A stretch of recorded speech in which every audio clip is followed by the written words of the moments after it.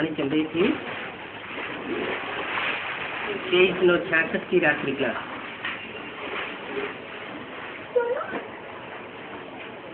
बात चल रही थी जबकि बाप स्वयं कहते हैं मेरे बिगर किसी को याद न करो। क्या स्टूडेंट टीचर से पढ़ाई पढ़ता है, स्टूडेंट भी टीचर में के साथ है, स्टूडेंट भी प्रैक्टिकल में है, टीचर भी प्रैक्टिकल में है। तो स्टूडेंट को 8 घंटे टीचर से पढ़ाई पढ़ता है तो कौन याद आएगा? टीचर याद आएगा ना। वहां तो उस दुनिया में ढेर टीचर्स होते हैं, वो हद की दुनिया। और यहाँ बाप जो बेहद की दुनिया स्थापन कर रहे हैं, यहाँ पर एक ही सुप्रीम टीचर है। और तुम पढ़ाई भी किससे पढ़ते हो? एक टीचर से पढ़ाई पढ़ते हो। तो स्वयं बाप कहते हैं, बाप ही टीचर भी है, वो स्वयं कहते हैं मेरे बिगर किसी को याद न करो। जो पढ़ाई पढ़ाने वाला है उसको ही याद करो। तो बाप का ये फरमान हुआ ना, क्या मेरे सिवाय और किसी को याद रखो। फरमान तो नहीं मानेंगे ना, फरमान बरदार बनेंगे क्या? और जो बनते हैं एक बाप के सिवाय कोई दूसरों से भी पढ़ाई पढ़ते हैं और उनको टीचर समझ करके याद करते हैं, क्योंकि याद तो आएगा। अगर पढ़ाई पढ़ लेंगे कोई दूसरे से तो याद आएगा ना। तो याद आएगा तो नाफरमान बच्चे हुए या फरमान बरदार हुए? नाफरमान। बाप से वर्षा मिलना है ना, तो फरमान बरदार बच्चा बनना चाहिए ना। ईश्वर भगवान प्रभु कहना, इन बातों से वर्षे की खुशबू नहीं आती है। अब बाप कहते हैं मेरी याद में रहो। कहते कौन है? जो कहने वाला है मुख से कहेगा ना। वो कहता है कि और दूसरों की याद में न रहो, सिर्फ मेरी याद में रहो। इसका नतीजा क्या होगा? सिर्फ मेरी याद में रहेंगे, कोई दूसरे की याद में नहीं रहेंगे, तो इसका नतीजा क्या होगा? तुम्हारी याद कैसी होगी? बेविचारी होगी या बेविचारी होगी? अब बेविचारी याद होगी तो तुम्हारी योगाग्नि बहुत तीखी हो जाएगी। उस योगाग्नि से तुम्हारे विकर्म विनाश होंगे।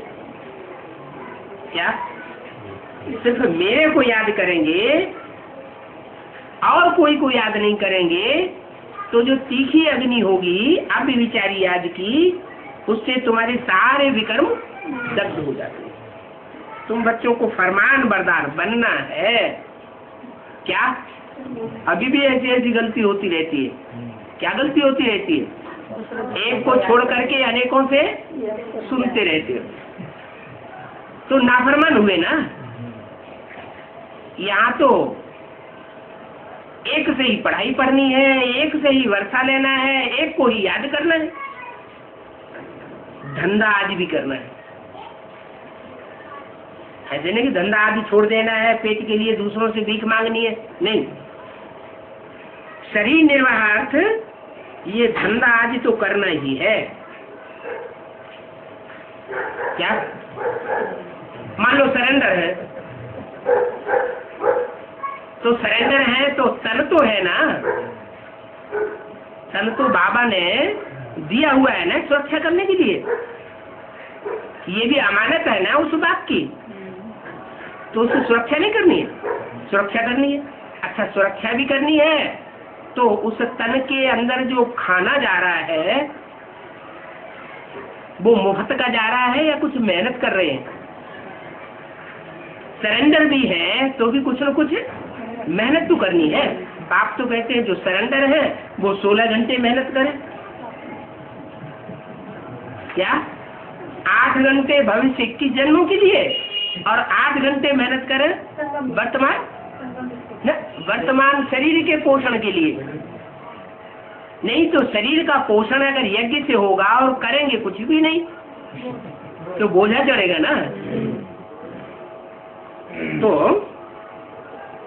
कि शरीर निर्वाह ये धंधा तो सभी को करना है। क्या जो सरेंडर है उनका ईश्वरीय धंधा है, जो नॉन सरेंडर है उनका दुनियावी धंधा भी हो सकता है। लेकिन बाप ने तो ये सबको आफत दी है। क्या क्या आफत दी है कि मेरी सर्विस में रहने वाले बच्चे भूख नहीं मर सकते। अब कोई भी धंधा करे, सिर्फ मुझे याद करने का ही पुरुषार्थ करना है। देखते जाना है कि याद से हमारे विकर्म विनाश हुए। क्या निशानी क्या होगी? याद से विकर्म विनाश होंगे तो उसकी निशानी क्या होगी?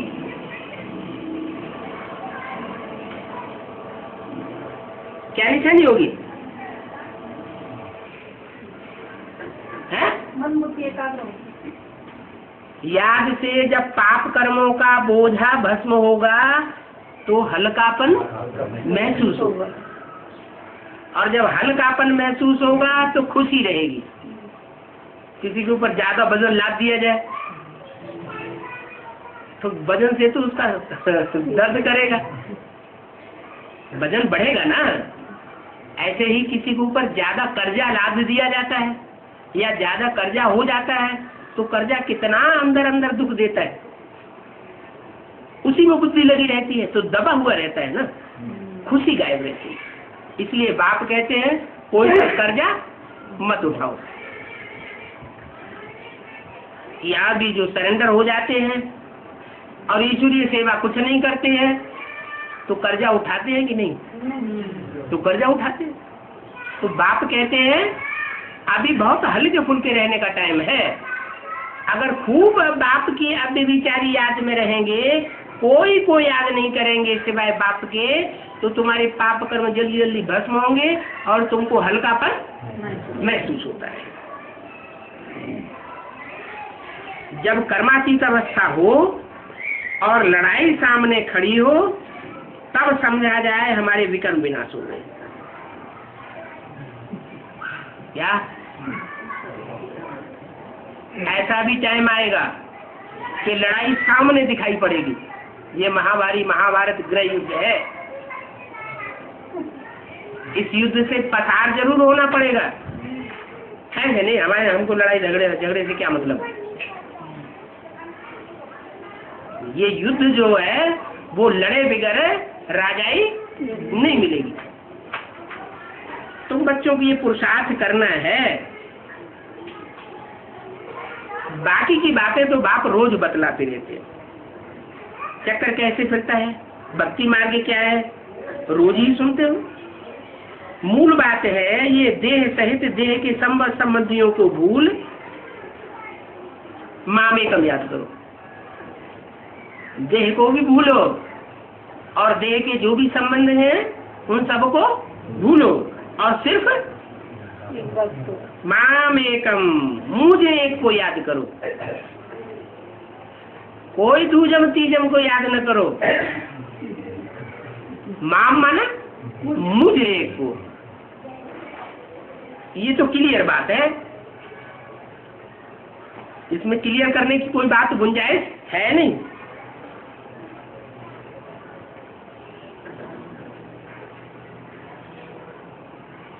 सर्वधर्मान परित्यज्य, सब देह के धर्मों को त्याग दो।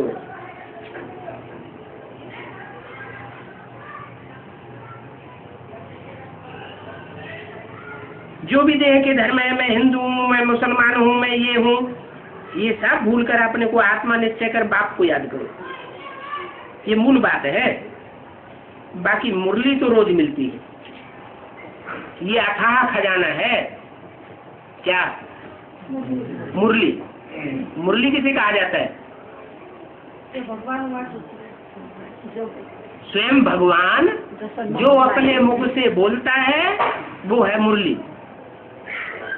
वो तो उन्होंने बांसुरी बनाई दी, मुख के ऊपर लगाई दी कि बांसुरी बजाते थे भगवान और गोपियां मस्त हो जाती थी। तो बांसुरी की बात नहीं है, ये तो मीठी तान है जो तुम बच्चों को मीठी लगती है, और जो नाफरमान बच्चे हैं उनको कोई लगती है, नगाड़ा लगता है।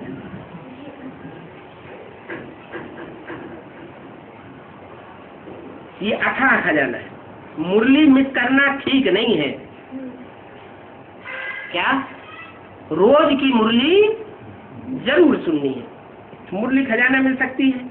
ये तो बड़े से बड़ी कॉलेज है, ऐसी ईश्वरीय पढ़ाई में दिलचस्पी लेनी चाहिए। ये पढ़ाई एक ही बार कल्प में सिर्फ एक ही बार बाप आकर के पढ़ाते हैं। इसमें गफलत नहीं करनी चाहिए और पढ़ाने वाले बाप को भूलना नहीं चाहिए। कहो जो औरों से पढ़ाई पढ़ना शुरू कर देते हैं वो एक बाप को भूल गए या नहीं भूल गए? भूल गए और भटक गए। बाप ही आकर पतित से पावन बनाते हैं। जो औरों के संग के रंग में आकर के नीचे गिरते गए उनको आकर बाप ही ऊपर चढ़ाता है। उनका उत्थान करने वाला भी कोई और है नहीं।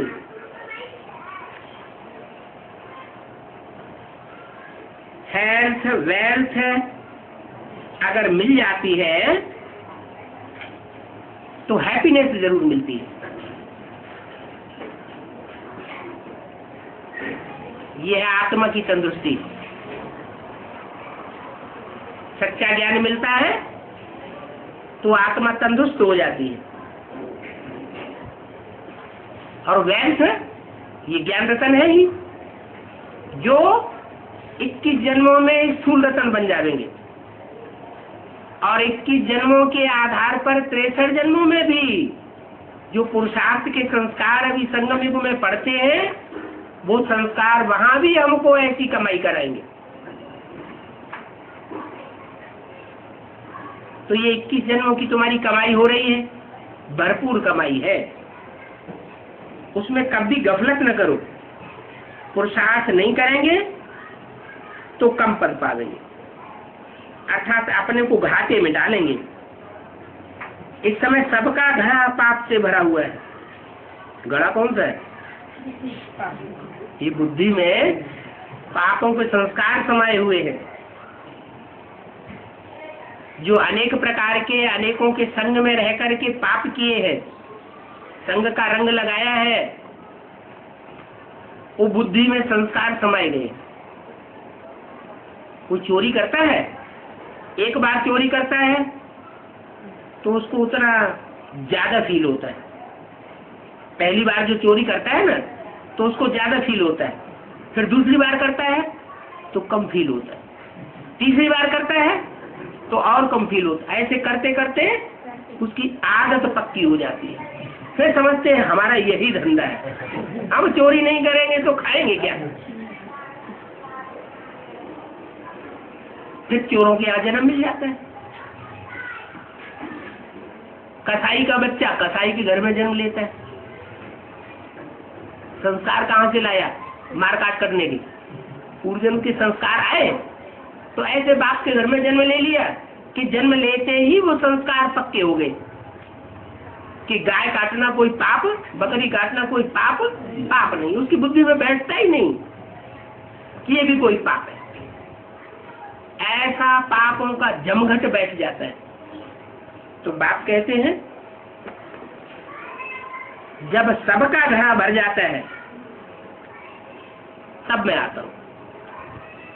अभी तो सभी का घड़ा भरा हुआ है ना, एक भी ऐसा नहीं होगा जिसका पाप का घड़ा भरा हुआ न हो। ये बुद्ध रूपी घड़ा सबका पापों से भरा हुआ है।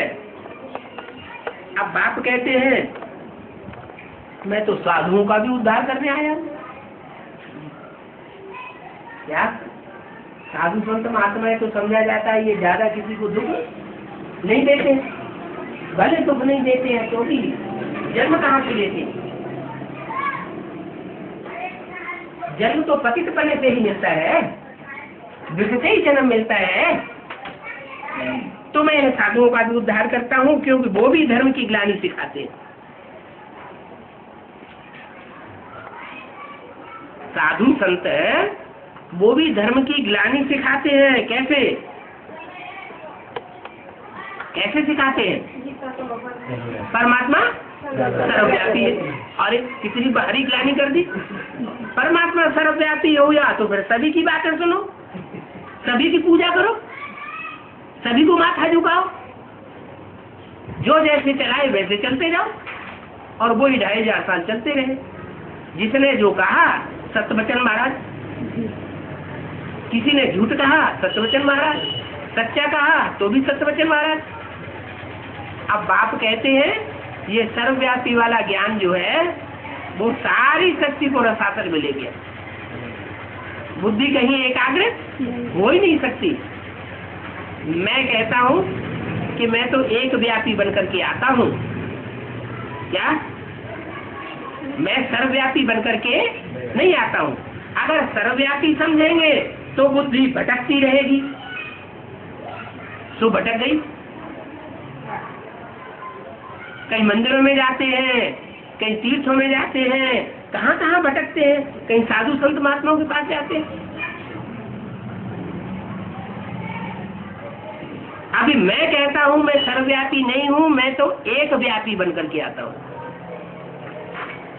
एक व्यापी बनकर के आता हूं तो तुम्हारी बुद्धि में जब ये फिक्स बैठ जाएगा, निश्चय बुद्धि हो जाएंगे कि एक वो स्वरूप है जिसमें बाप आया हुआ है। और एक का जब स्वरूप बुद्धि में बैठ जाएगा तो तुम्हारी बुद्धि में एक ही छप जाएगा, एक की ही याद आवेगी। तो बुद्धि एकाग्र बनेगी या बुद्धि भटकेगी? बुद्धि एकाग्र होगी।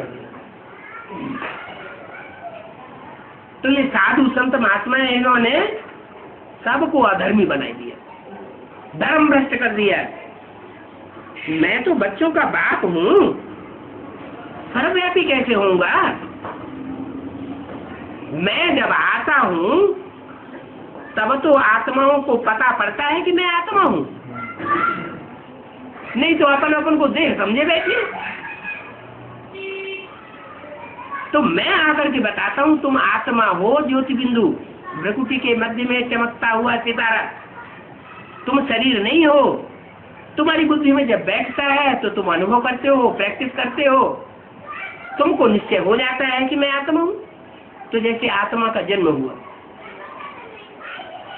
बेसिक नॉलेज के बतौर एक जन्म होता है और एक एडवांस नॉलेज के बतौर जन्म होता है।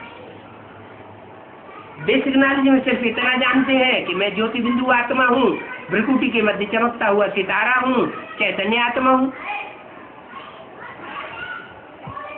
और एडवांस नॉलेज में आते ये भी पता लग जाता है कि मैं किस धर्म विशेष में पार्ट बजाने वाली आत्मा हूँ, कौन से स्थान विशेष में मुझे विशेष पार्ट बजाने, मैं कौन सी विशेष देश की वासी हूँ। आत्मा जो है वो कोई गुजराती या बंगाली नहीं होती। आत्मा तो संग के रंग के आधार पर कहीं की कहीं भी जन्म ले सकती है। ऐसे नहीं है कि जो अभी विदेशी है वो आत्माएं हमेशा विदेश में ही जन्म लेती रही है। नहीं, अभी जो दक्षिण भारत के हैं वो हमेशा दक्षिण भारत में ही जन्म लेते रहे। नहीं, जैसे जैसे उनके कर्मों के संस्कार संग का रंग लगा वैसा वैसा उनको जन्म हुआ। तो मैं बच्चों का बाप हूँ। बाप कोई सर्वव्यापी होता है क्या? मैं बाप हूँ मैं आकर के स्वयं ही अपना परिचय बच्चों को देता हूँ, और बच्चों का भी परिचय बाप आकर देता है कि तुम आत्मा हो।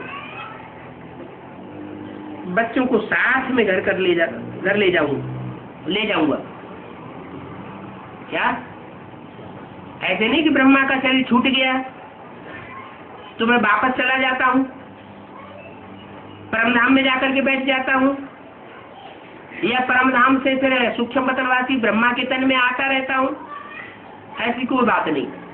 मैं तो सूक्ष्म पतनवासी ब्रह्मा में आता ही नहीं हूँ, क्योंकि मेरा तो सूक्ष्म पतन और सूक्ष्म शरीर से कोई कनेक्शन नहीं है। सूक्ष्म पतन और सूक्ष्म शरीर जो धारण करते हैं उन फरिश्तों में मैं नहीं आता। मैं तो आता हूँ पतित तन में, और पतित साकार बनेगा या सूक्ष्म बनेगा? साकार बनता है। तो मैं साकार शरीर में आता हूँ, साकार शरीर में आकर के इस साकार मुख से वाणी चलाता हूँ, और बच्चों को पतित से पावन बना करके संग के रंग से सुधार करके वापस परमधाम ले जाऊंगा। अकेला नहीं चला जाऊंगा कि ब्रह्मा के तन में आऊंगा और ज्ञान सुना के चला जाऊंगा।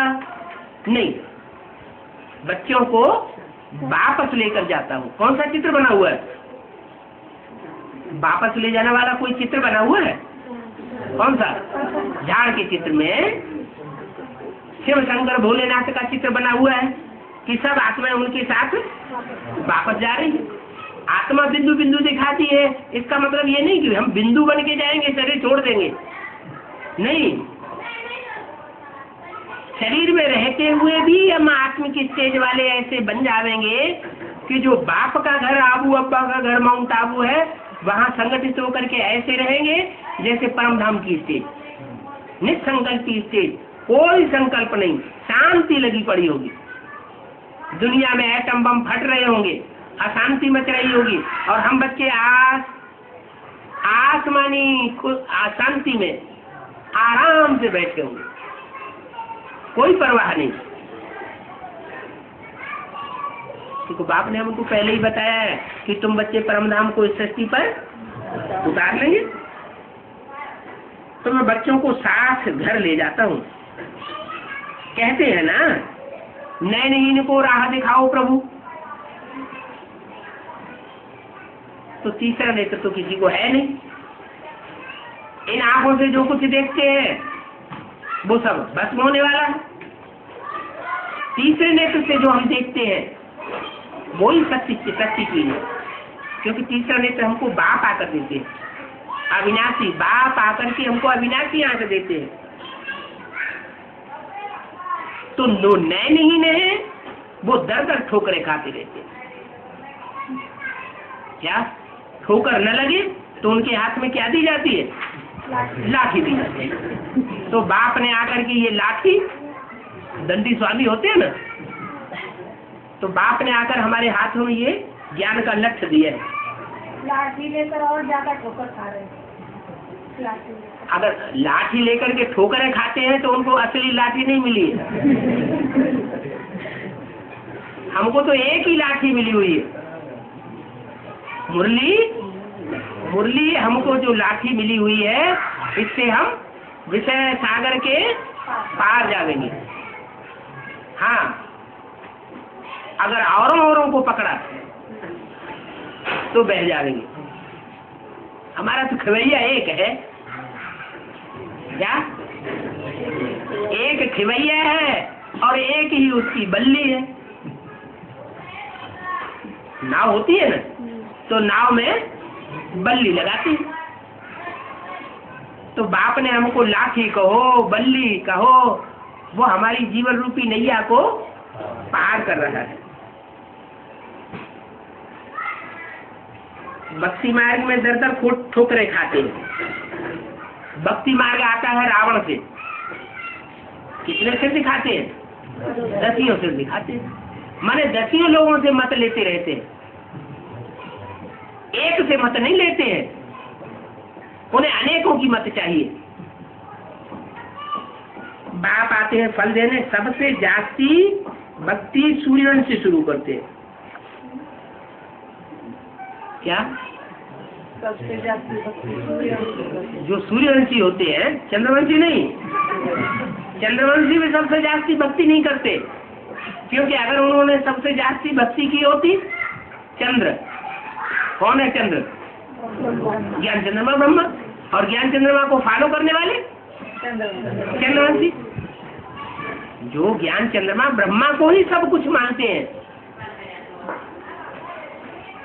उसके अंदर किसने प्रवेश किया और वो प्रवेश करने वाला आगे कैसा पार्ट बजाने वाला है, वह उनकी बुद्धि में नहीं बैठता। ऐसी चंद्रवंशी आत्माएं जो है वो चंद्रमा को ही फॉलो करती हैं और किसी को फॉलो नहीं करती, लेकिन उनकी भक्ति कम होती। किन्हीं के मुकाबले? सूर्यवंशी के मुकाबले। जो जितनी जास्ती भक्ति करता है द्वापर युग से, उतना जास्ती ज्ञान भी उठाएगा। भक्ति कम करता है तो ज्ञान भी कम उठाएगा। सबसे जास्ती भक्ति सूर्यवंशी करते हैं। जब वाम मार्ग शुरू होता है, क्या? जब उल्टा मार्ग शुरू होता है, उल्टा मार्ग माने द्वापर द्वैत मार्ग, एक मत नहीं, दो द्वैत, दो मतें शुरू हो जाती हैं, दो धर्म शुरू हो जाते हैं, दो कुल शुरू हो जाते हैं। तो द्वापर युग से इब्राहिम, बुद्ध, क्राइस्ट वगैरह आकर के द्वैत फैलाते रहते, द्वैत में से द्वैत, द्वैत में से द्वैत, तो सबकी बुद्धि बिखर जाती है। सब भगवान बन के बैठ जाते हैं, साफ से वो हम कह के बैठ जाते हैं। तो भगवान बाप कहते हैं मैं तो सर्वव्यापी हूँ ही नहीं, मैं तो एक व्यापी बनकर के आता हूँ, और ये ज्ञान आकर सबसे पहले किसको देता हूँ? सूर्य को देता हूँ। जिसको पहले पहले ये ज्ञान देता हूँ, उससे जो पैदा होते हैं, उसको जो फॉलो करते हैं और किसी को फॉलो नहीं करते हैं, वो है मेरे पक्के पक्के सूर्यवंशी बच्चे। सूर्य के बच्चे होंगे जो सूर्य को फॉलो करेंगे। कोई कोई दो के बच्चे होते हैं, क्या होते हैं कि नहीं?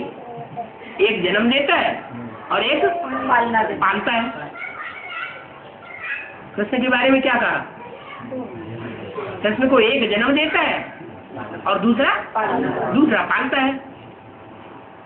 तो एक तो बाप के संस्कार आएंगे कुछ आत्मा में, बाप का खून आएगा कि नहीं, और दूसरा जहाँ पला है वो पालना के संस्कार भी आत्मा में आएंगे। तो दो प्रकार के संस्कार हो गए ना। है? तो सूर्यवंशी का है, चंद्रवंशी का है? चंद्रवंशी है। चंद्रमा में अपनी रोशनी तो होती नहीं, चंद्रमा स्वयं प्रकाशित होता है या किसी के प्रकाश से प्रकाशित होता है? सूर्य के प्रकाश से प्रकाशित होता है। द्वैत हो जाता है। अभी बाप कहते हैं तुम तो एक को याद करने वाले हो, क्या? एक से ही सारी प्राप्ति करते हो, किसी और से तुम्हें कोई प्राप्ति करने की दरकार रहती नहीं। हिसाब किया जाता है ना,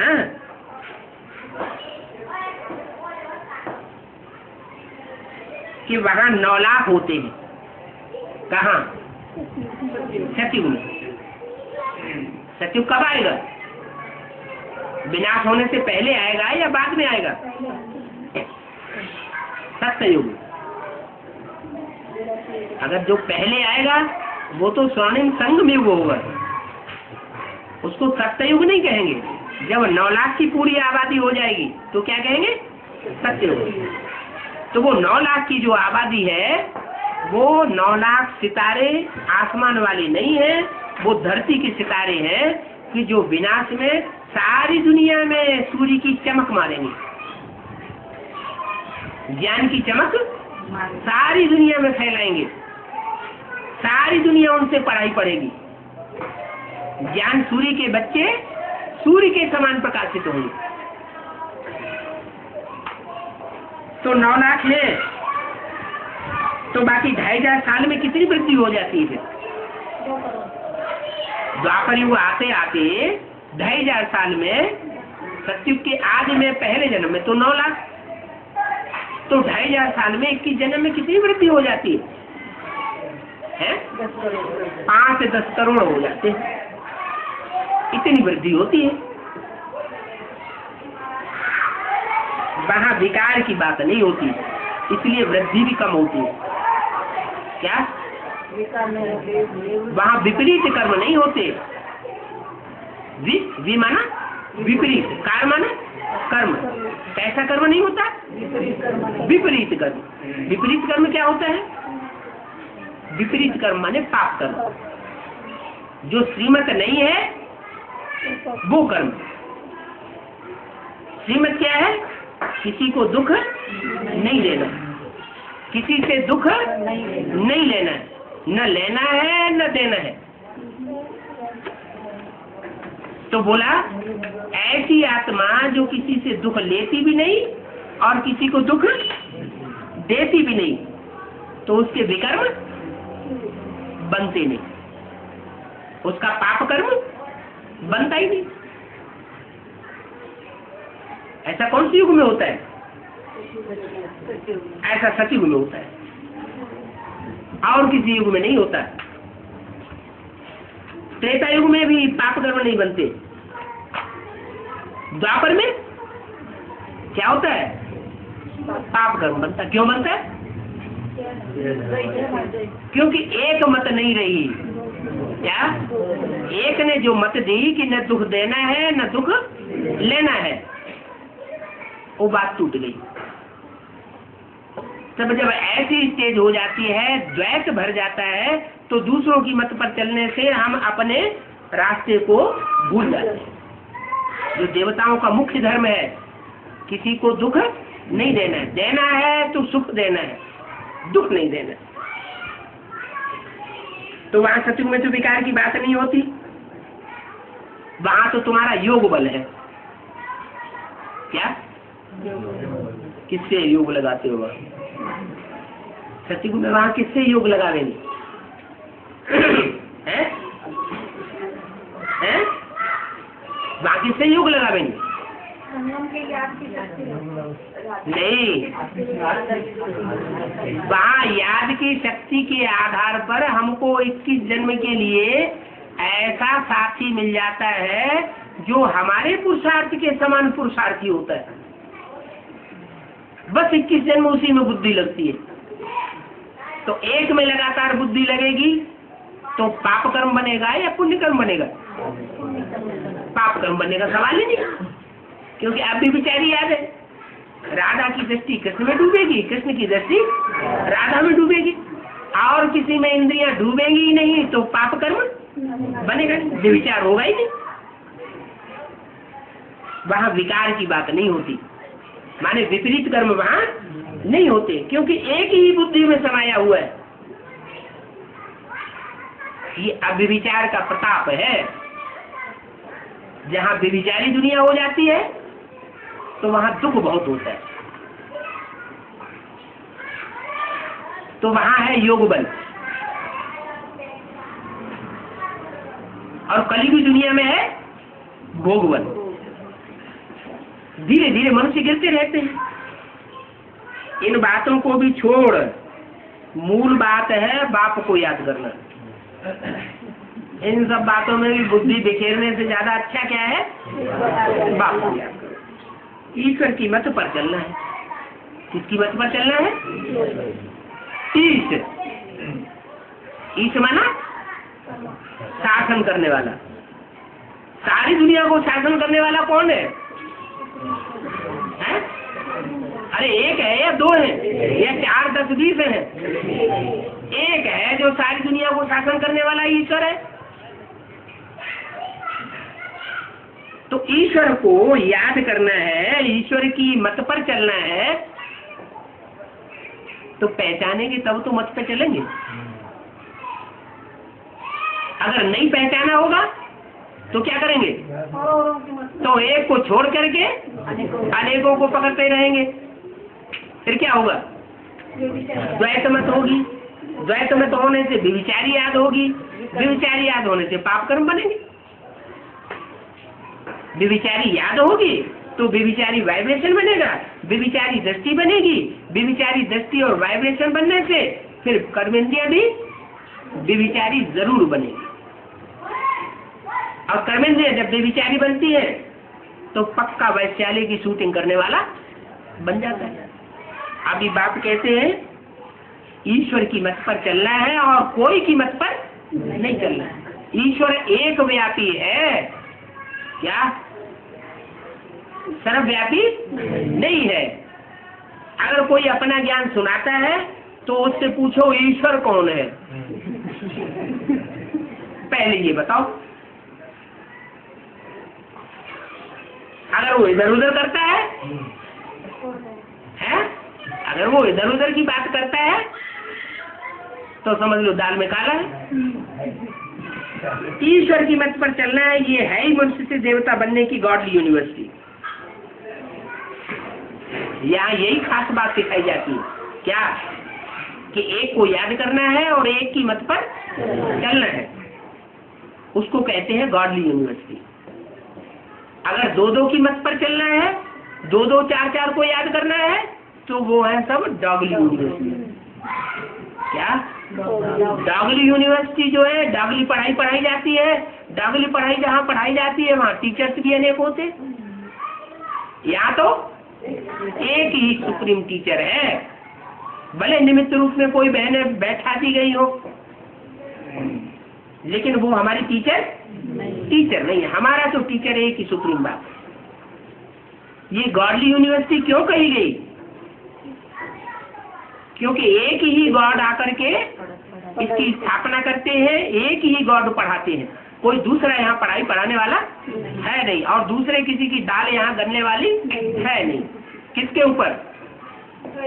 जो आत्मा रूपी बच्चे बने होंगे उनके ऊपर, जो देहाभिमानी बने होंगे उनके ऊपर तो दूसरों का भी असर पड़ेगा। क्यों? क्योंकि डॉगली स्टूडेंट बने। बाबा जो इधर उधर भटक रहे हैं ना, हाँ, ये थोड़े 9 लाख में जन्म लेंगे। इधर उधर भटक रहे हैं तो वो भटकने वाली दुनिया में जन्म लेंगे, कन्वर्ट होने वाली दुनिया में जन्म लेंगे, या सीधे सीधे चलेंगे? शिवालय में तो एक बात बताओ, जो 83 जन्म लेने वाले होते हैं, 82 जन्म लेने वाले होते हैं, वो कन्वर्ट होते हैं, या 84 जन्म लेने वाली जो बीज रूप आत्मा है वो कन्वर्ट होती है?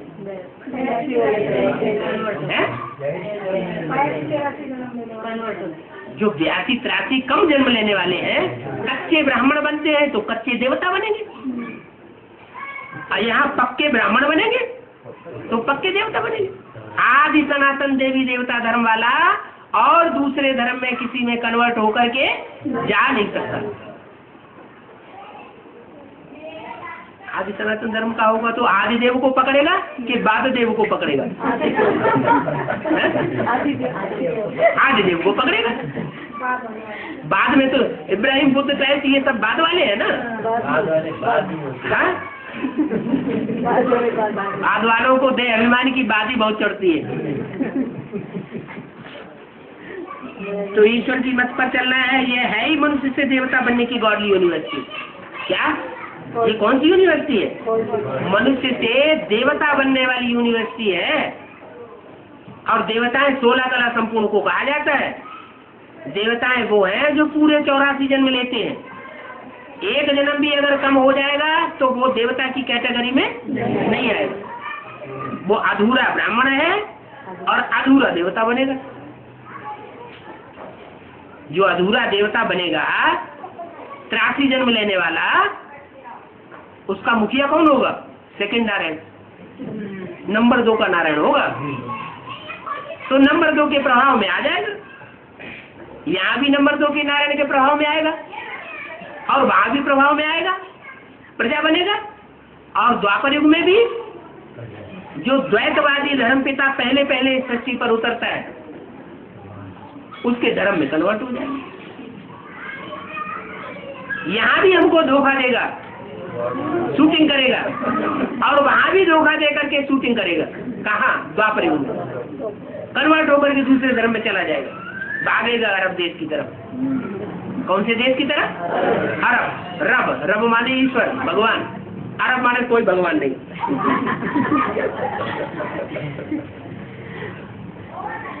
अभी तक तो बुद्धि में बैठा था ना कि भगवान आया हुआ है, निश्चय पत्र लिख के दिया ना, और छोड़ करके भाग गए दूसरी तरफ, तो रब वाले हुए कि अरब वाले हुए? अरब देशवासी हो गए।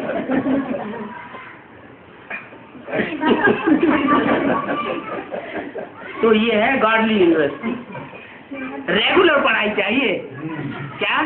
ऐसे नहीं कि एक दिन मुरली सुन ली, 2 दिन बैठ गए अपने धंधे दौरी में, नहीं।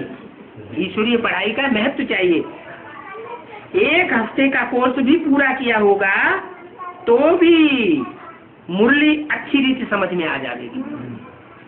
क्या 7 दिन का कोर्स भी अगर पूरा किया होगा तो भी मुरली तो अच्छी तरह समझ में आती रहेगी। अगर नहीं किया होगा, कोर्स अच्छी तरह नहीं किया होगा, तो मुरली भी ठीक से समझ में नहीं आएगी। बहुत सहज बात है। चक्कर को याद करना। क्या याद करना? सतयुग त्रेता द्वापर कलयुग संगम, सतयुग त्रेता द्वापर कलयुग संगम, ये ऐसे रट्टा लगाना, ये बहुत सहज है। नहीं, बुद्धि चलनी चाहिए कि सतयुग में हमारे कितने जन्म होंगे और हम कहाँ कहाँ कैसे कैसे पार्ट बजाएंगे, किन आत्माओं के साथ पार्ट बजाएंगे,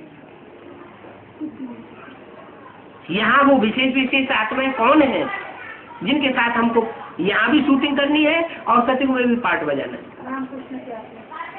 त्रेता युग में भी पार्ट बजाना है, फिर द्वापर युग में भी उन्हीं के साथ पार्ट बजाना है, और कलयुग में भी उनके साथ पार्ट बजाना। आखिरी जन्म में जाकर के हम नीचे गिरते हैं। हाँ, हम आखिरी जन्म में जाकर के नीचे गिरते हैं। और नहीं, ऐसा तो दुख तो मिलना है ना। दुख तो तभी मिलेगा जब हम परमत पर चलते हैं, दूसरों की बात अपना लेते हैं, अपने बाप की बात छोड़ देते हैं, तो हम आखिरी जन्म में दुखी हो जाते हैं। तो तुम बच्चे जितना सुख भोगते हो उतना और कोई धर्म के लोग सुख नहीं भोगते। कोई बच्चे तो ऐसे हैं जो 82-83 जन्म भी सुख में रहते हैं, 82-83 जन्म का सुख भोगते हैं, सिर्फ अंतिम जन्म में जाकर के नीचे गिर जाते। तो बहुत सहज बात है चक्र को याद करना। क्या बुद्धि ये सच्ची चक्र में घूमती रहे, कैसे कैसे कहाँ कहाँ किन किन के साथ हमने जन्म लिया है, कैसे कैसे पार्ट बजाया है, ये बुद्धि में आता रहे। कौन हमारा बाप है, किसके साथ हमने जन्म जन्मांतर पार्ट बजाए हैं। बहुत सहज बात है चक्कर को याद करना। थोड़ी सी बात पर भी अटेंशन नहीं देंगे, नष्टो मोहा नहीं होंगे। थोड़ी सी बात है तो बाप क्या करेंगे? सारा मदार पुरुषार्थ पर है। क्या किस पर है? पुरुषार्थ पर। पुरुष माने आत्मा। किसके अर्थ? आत्मा के अर्थ। जो भी करें आत्मा के अर्थ करें। कुछ बोलते भी हैं आत्मा के लिए, तो जो बोलते हैं वो आत्मा का कल्याण हो रहा है। कुछ देखते हैं तो देखना है कि हमारे देखने से आत्मा का कल्याण हो रहा है।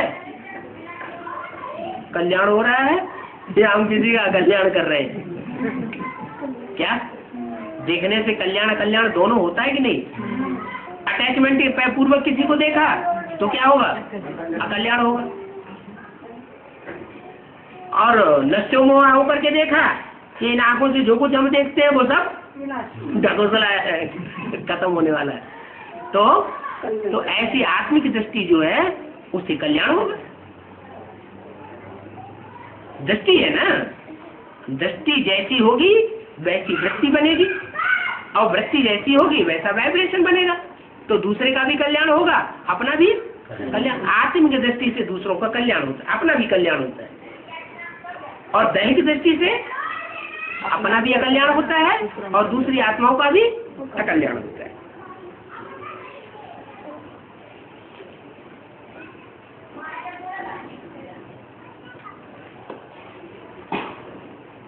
तो कल्याण का काम करना चाहिए, कल्याण का काम करना चाहिए, कल्याण का काम करना चाहिए। देखें तो भी चेकिंग करते रहे, क्या है, क्या हम कल्याण कर रहे हैं अपना और पराया, अपना और सामने वाले का हम कल्याण कर रहे हैं, कल्याण कर रहे हैं। बात कर रहे हैं तो भी चेकिंग करें कि हमने जो बात की, कोई की तो आदत ऐसी होती है, जो भी बात करेंगे वाइब्रेशन खराब हो जाएगी। कुछ ऐसी बात कह देंगे जिससे कुछ देहभान बढ़े, बिना देहभान बढ़ाए उनको चैन नहीं आता। तो वो पाप कर्म तो नहीं हो रहा है हमारी वाणी से। ऐसे ही कर्मेंद्रिय, ज्ञानेन्द्रिय और भी है। आंख तो सबसे श्रेष्ठ ज्ञानेन्द्रिय, और भी तो ज्ञानेन्द्रिय है। कान श्रवणेन्द्रिय है, कान श्रवणेन्द्रिय। हम जो बात सुनते हैं उस बात को हमें धारण करना है, कान में अंदर समाये लेना है, या एक कान से सुनते थे दूसरे कान से निकालना है। अगर श्रीमत के अनुकूल बात हमें किसी ने सुनाई तो हम उसे धारण करें, उससे हमारा कल्याण होगा, दूसरे का भी कल्याण होगा। अगर हमने ऐसी कोई बात सुन ली जो श्रीमत के बरखिलाफ है, क्या श्रीमत से बरखिलाफ सबसे बुरी बात दुनिया में कौन सी है जो हमें दुनिया वालों ने सुनाई? सर्वव्यापी, क्या सर्वव्यापी वाली बात जो है, कोई हमें ज्ञान सुनाता है, कुछ भी सुनाता है, तो उसमें ये देखो कि इसने जो कुछ हमको सुनाया उससे परमात्मा बाप सर्वव्यापी साबित होता है या एक व्यापी साबित होता है? जो कुछ भी सुनाया, उस सुनाने वाले ने जो सुनाया, उस सुनाने से बाप ये सर्वव्यापी साबित कर रहा है कि एक व्यापी साबित कर रहा है? ये देखना चाहिए। अच्छा, ये विष्णु पार्टी और ये कृष्ण पार्टी, ये दुनिया भर की पार्टियां निकल रही है, ये जो कुछ सुना रही है उससे बाप एक व्यापी साबित हो रहा है या अनेक व्यापी साबित हो रहा है? तो अनेक व्यापी साबित हुआ तो कल्याण होगा क्या कल्याण होगा? अकल्याण की शूटिंग हम कर रहे हैं, यहाँ भी अकल्याण की शूटिंग करेंगे और फिर द्वापर युग से भी अकल्याण की शूटिंग करेंगे, अपना भी अकल्याण करेंगे, दूसरों का भी अकल्याण करेंगे। तो क्या होगा, हमारे दुख के जन्म ज्यादा हो जाएंगे और सुख के जन्म कम होंगे। बाप तो कहते हैं मेरे बच्चे ज्यादा से ज्यादा जन्म सुख हो गए, सुखदाता बाप के बच्चे हैं। क्या वो धर्म पिताएं तो ऐसी ऐसी पढ़ाई पढ़ाते हैं जो दुखदाता बन जाते हैं, उनको फॉलो करने वाले भी दुखी बन जाते हैं। हमको तो पढ़ाने वाला कौन है? हमको पढ़ाने वाला है सुखदाता बाप, उसका टाइटल है सुखदाता। क्या आंख से देखेगा तो भी सुख होगा, कोई भी कर्म इंद्रिय से कर्म करेगा तो भी सुख होगा, ज्ञान इंद्रिय से जो भी काम करेगा वो भी सुख होगा, रिजल्ट में दुख नहीं हो सकता। उसका नाम ही है शिव। क्या हर हालत में वो कल्याणकारी है, किसी भी तरीके से कल्याण करता ही नहीं है। तो सुखदाता बाप के बच्चे भी कैसे होने चाहिए? सुखदायी होने चाहिए। कर्म तो सब करते हैं, लेकिन कर्म करने के पीछे भाव क्या है? क्या जो भाव है वो प्रधान है। कोई भी कर्म के पीछे भाव क्या है? गाय जा रही है, कसाई पीछे से पीछा कर रहा है, हमने झूठ बोल दिया, क्या इधर नहीं जा रही है, वो तो उधर चली गई, तो बोला तो हमने झूठ, भले झूठ बोला लेकिन भाव क्या है? गाय की सुरक्षा हो जाए तो कसाई तो काट देगा है। अब यहाँ वो गाय की बात नहीं है, यहाँ कौन सी गई है? ह्यूमन गऊ है, ये कन्या माताएं गऊ है। आज कसाई उनके पीछे पड़े हुए, कन्या माताएं किसी तरह अपना पल्ला छुड़ा करके आश्रम में सरेंडर होने के लिए आती है, कसाई पीछे पड़ जाते, वो उल्टी बातें करने लग पड़ते हैं। यहाँ आश्रम में ऐसे होता है, यहाँ आश्रम में वैसे होता है। अरे तुम्हारी दुनिया में क्या होता है? यहाँ तो आपने सारी पोल पट्टी मुरली में खोल दी है एक एक की। बाप तो कहते हैं आज बाप बच्ची को नहीं छोड़ता, मामा भांजे को नहीं छोड़ता, भाई बहन को नहीं छोड़ता, जीजा साली को नहीं छोड़ता, तो दुनिया में क्या लगा पड़ा है?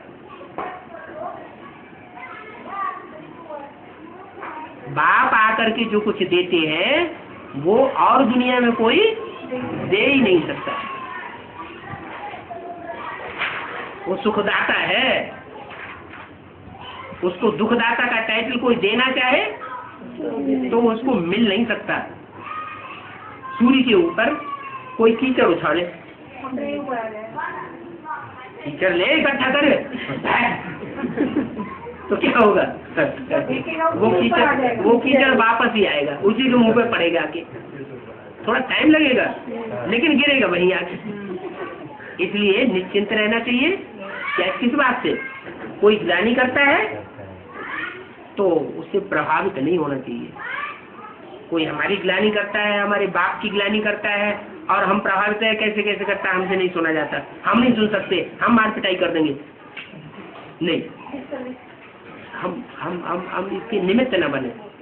एक कान से सुने, दूसरे कान से निकाल दे। हमारे कान कच्चे थोड़े ही है, हम तो पक्के कान वाले। भले कोई हमको कितना भी सुनाता रहे। टेप रिकॉर्डर बजता रहे, अच्छा ढोल मजीरे बजते रहे, अच्छा एटम बम फटते रहे और हम बाप की याद में बैठे रहे, तो क्या कहेंगे? हमारी स्मृति पक्की है या कच्ची है? पक्की है। अगर हमको प्रभाव पड़ता है बाहरी तो हम कच्चे हैं। इसलिए ये टेप रिकॉर्डर बजा बजा करके याद करना ये भी कच्चापन है।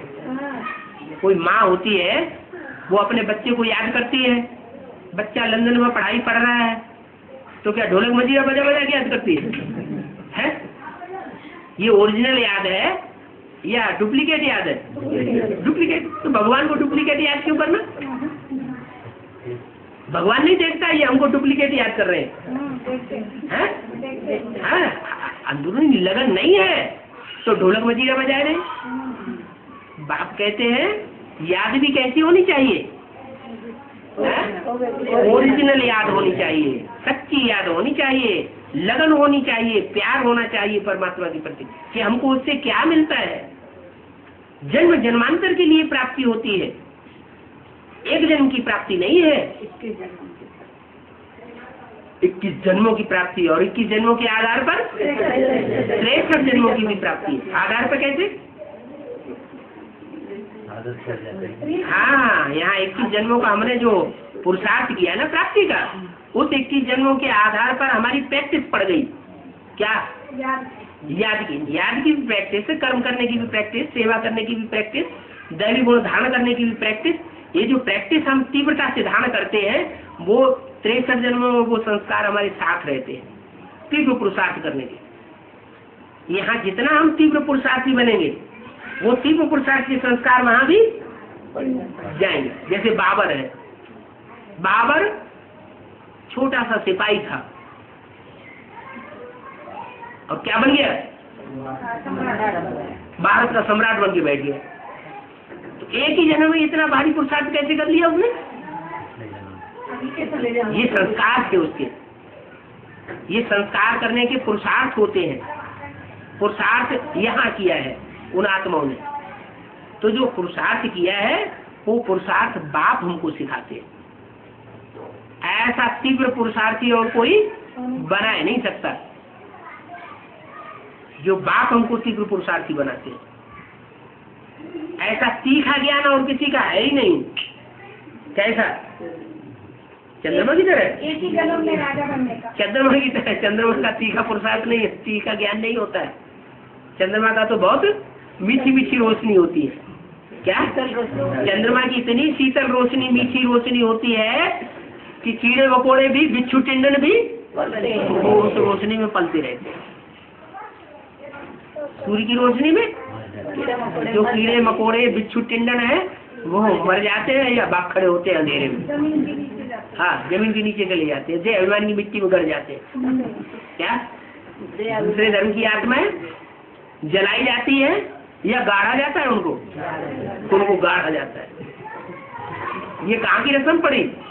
संगम युग में जब बाप आते हैं तो पूरा ज्ञान नहीं सुनते, पूरा ज्ञान नहीं सुनते तो पाप कर्म उनके सारे भस्म नहीं होते, तो योगाग्नि में पूरे जलते नहीं, माना देवान उनका रह जाता है और देवान की मिट्टी में वो गाड़े जाते हैं। यहाँ देवान की मिट्टी में गड़ेंगे तो वहाँ भी 63 जन्म देवान की मिट्टी में उनका शरीर गाड़ा जाता रहेगा। और यहाँ जिन्होंने अपने देवान को योगाग्नि में जलाया होगा, क्या पक्का जला करके खाक कर दिया होगा, क्या कुछ भी बाकी न बचे, तो वहां भी जन्म जन्मांतर उनके शरीर जलाते रहे। हिंदू धर्म में जलाते हैं। बच्चा होता है ना, तो बच्चे को जलाते नहीं है, क्या करते हैं? गाड़ देते। क्यों? क्योंकि उसके विकल्प कुछ बने ही नहीं ना।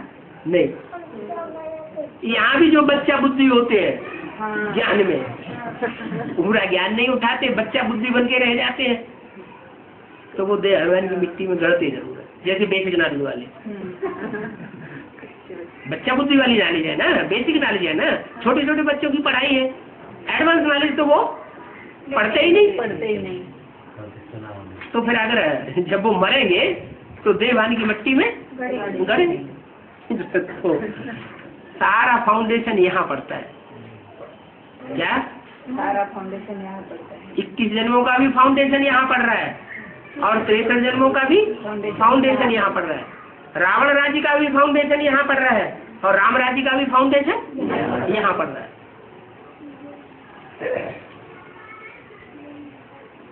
जितना हम श्रीमत पर पक्के होकर के चलते हैं उतना 21 जन्मों की प्राप्ति कर रहे हैं, और जितना हम परमत पर मिक्स होकर के और दूसरों से प्रभावित हो जाते हैं उतना हम पतित होने वाली दुनिया की शूटिंग कर रहे हैं।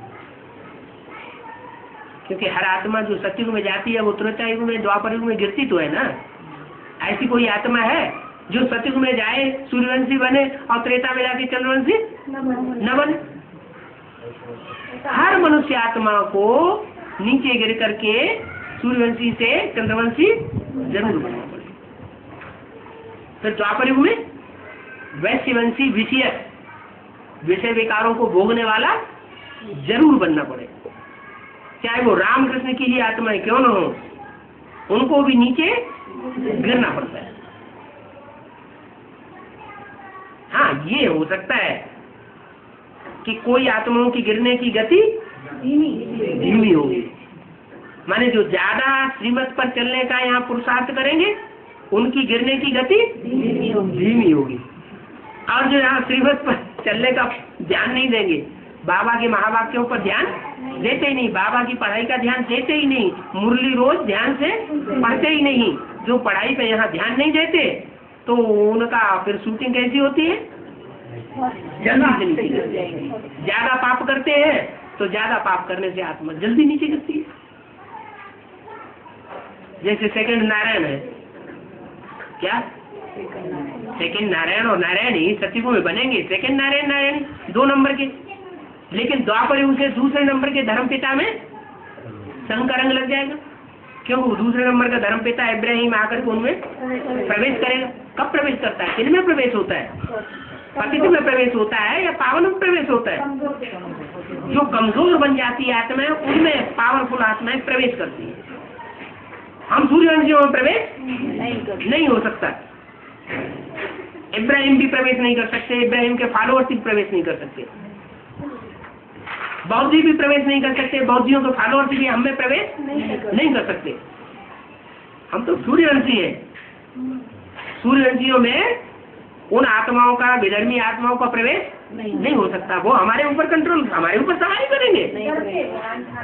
हाँ, तो हमसे डरेंगे। हाँ जी, तो सामना करने में ही डरेंगे, सामना भी नहीं करेंगे। तो पता पड़ता है चलो हम हार जाएंगे तो क्यों सामना? हाँ, सामना नहीं करेंगे। हम तो शेर के बच्चे शेर, और शेर तो किसी से डरता नहीं। आओ हम मुकाबला करें, है मैदान में आओ।